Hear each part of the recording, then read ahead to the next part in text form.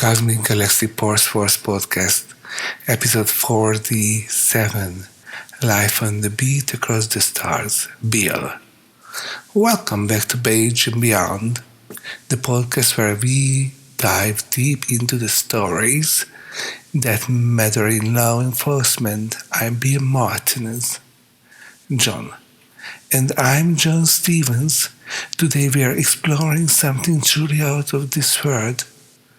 Literally, we are talking about the Cosmic Galaxy Police Force, or CGPF as they are known in the other sector. Beer. John, when most people think about police work, they picture patrol cars and city streets, but we're talking about officers patrolling solar systems here. John. That's right, Bill.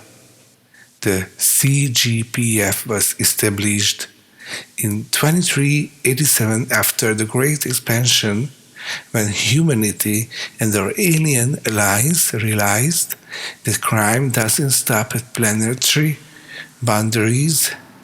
Space pirates, smuggling, rings, operating between star systems, illegal terraforming. These issues require a whole new approach to law enforcement. Bill, let's break down how this actually works. I mean, we're talking about jurisdictions.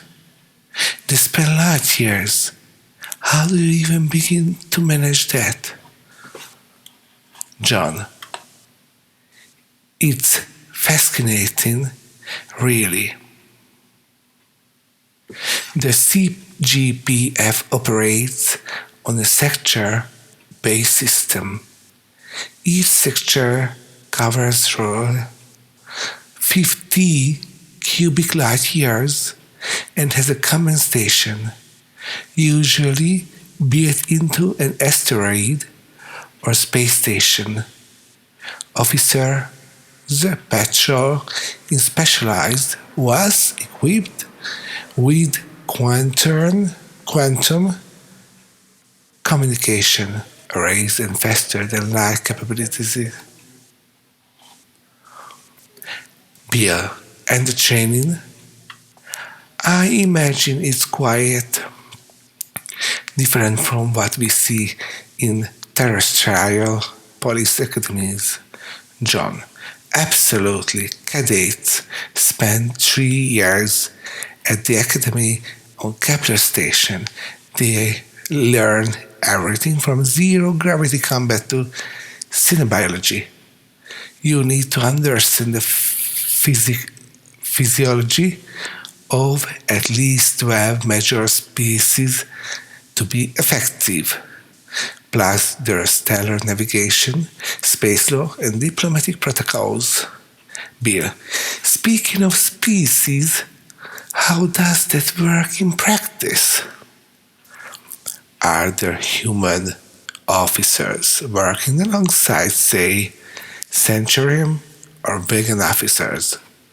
John, the CGPF is remarkably diverse, about 40% human, 25% Centurion, 20% Andromedan, and the remaining 15% from various other species. Each brings unique skills. Centurions have natural resistance to radiation, and Andromedans can see in spectrums we can't, and some species can survive in hard vacuum for short periods. Bill, that must create interesting dynamics during investigations. John, oh, it does. I spoke with Captain Sarah Chen last month. She commands Sector 7, and she told me about a case involving stolen antimatter. Her team included a human detective, a Centurion, tech specialist, and a crystalline being from the Vega system who could literally interface with the packed ship's computer. Bill, wow. What about the day-to-day challenges? I mean, beyond the obvious ones like the vacuum of space trying to kill you. John, Chuck as well. There's the communication lag. Even the quantum arrays coordinating the response across multiple systems can take time. Then there's jurisdiction issues. What happens when a crime starts in alien space but ends up in neutral territory? And don't get me started on the paperwork when you arrest someone whose biology requires to hibernate for 6 months out of the year. Bill, I hadn't even thought about that. What's the most common type of case they deal with? John, surprisingly, is still theft and smuggling, just on a galactic scale. Rarements, privacy technology, sometimes entire ecosystems.